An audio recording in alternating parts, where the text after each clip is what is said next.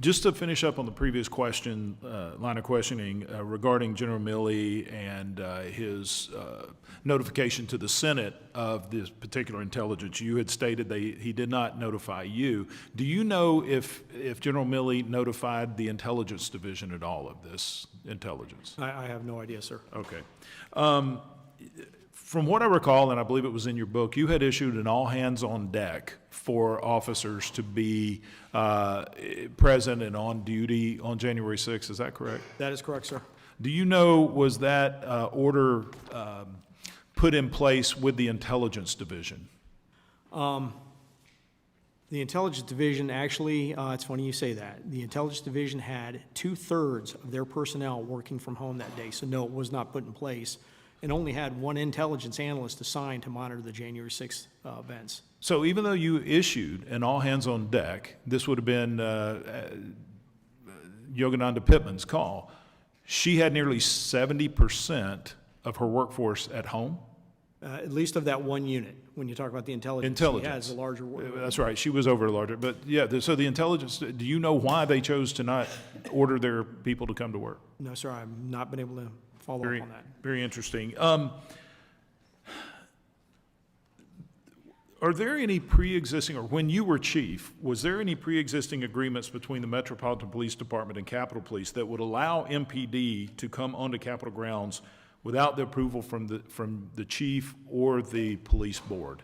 Well, you got to understand, there's a number of thoroughfares through the Capitol grounds that Metropolitan Police will patrol regularly, Constitution Avenue, Independence Avenue. So they have to traverse the Capitol when you call the Capitol grounds regularly.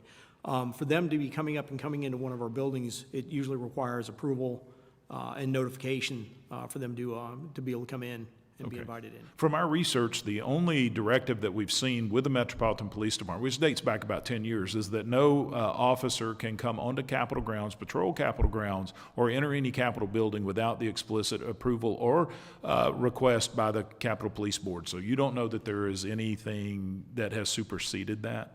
No, I don't. I'd have to say that there is a Metropolitan Washington Council of Governments mutual aid agreement that I believe exists, but I don't know how that interacts with that.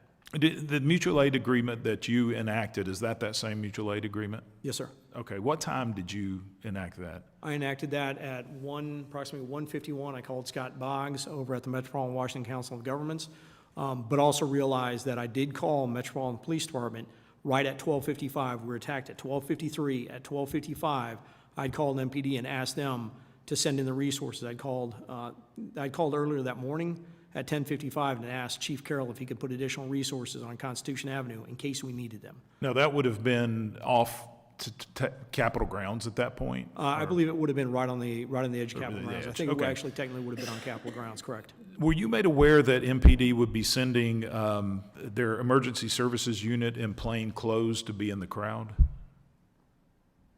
I'm sorry, their electronic services unit, ESU. No, sir, I was not aware of that. Okay. We actually have evidence and records indicating plainclothes MPD officers were on Capitol grounds on January 6th. And you're saying you weren't aware that they would have embedded those officers within the crowd. They didn't make you aware of that? No, sir, they did not make me aware of it. It's not unusual for agencies to have plainclothes units deployed around major events, but no, I was not made aware that they'd be on Capitol grounds. Okay, some of what actually Metropolitan Police provided to us, camera footage, body cam footage, shows that there were undercover agents in the crowd, with one apparently encouraging some of the protesters to enter the Capitol. That would, I assume you would think that was uncalled for or unprofessional. I haven't seen that. If it turned out to be a police officer involved in that would be inappropriate. Okay.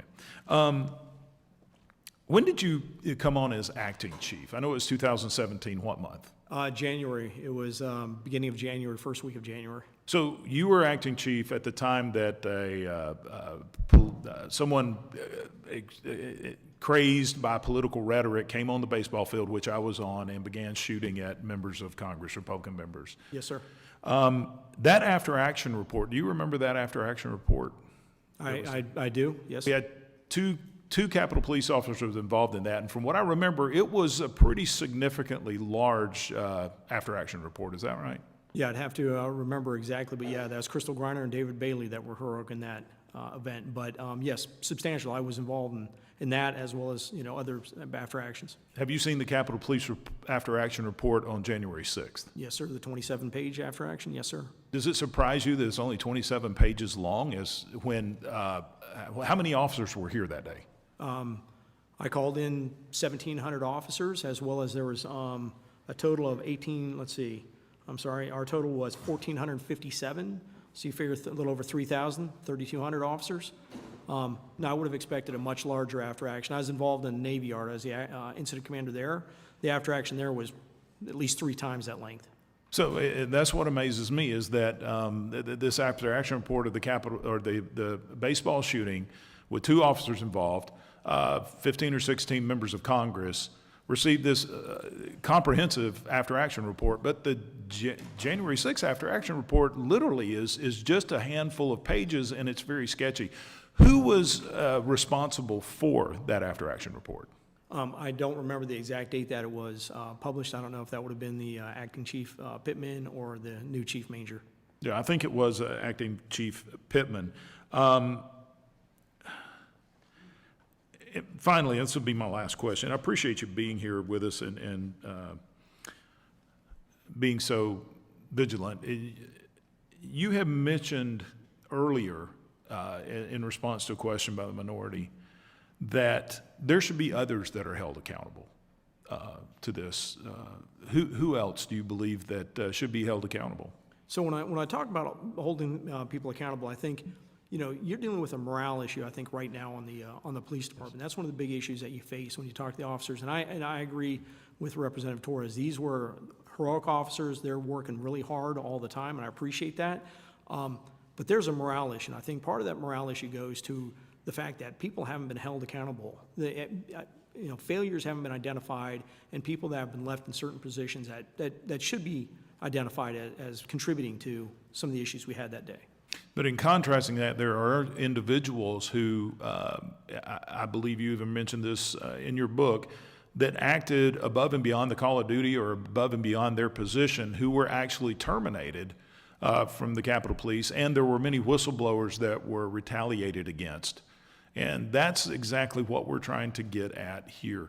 We thank you for spending time with us today. Thank you for your service. It's been exemplary. And look, you had the ability to just step away and go in obscurity like some that were here that day have. But you chose to stand up and see that justice is done, and that more importantly, that we do correct the wrongs and we secure this Capitol. It is not the intention, as has been mentioned several times, for this committee to rewrite history. History is there. Violence was done. We want to get to the truth of how there was a security failure at this Capitol so that we can ensure that it never happens again. Members of the subcommittee may have some additional questions for you, and we ask you please respond to those in writing. Yes, sir. Without objection, each member will have 5 legislative days to insert additional material into the record or to revise and extend their remarks. If there's no further business, I thank the members for their participation. Without objection, the subcommittee stands adjourned.